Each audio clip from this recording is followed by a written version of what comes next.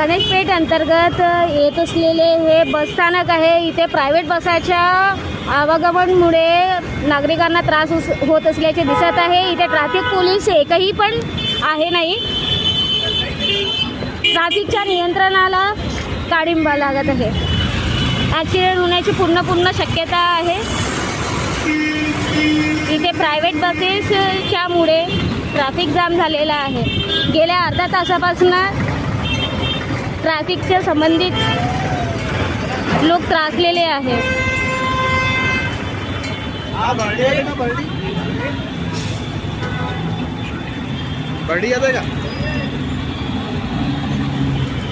हा बस स्थानक आहे.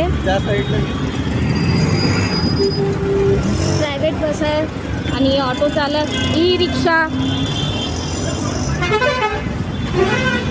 नागरिक त्रस्त आहे. अर्धा तासापासून हे सगळं चालू आहे. ट्रॅफिक पोलीस नियंत्रण यांचे दुर्लक्ष असल्यामुळे या सगळ्याचा त्रास आम नागरिकांना होत आहे.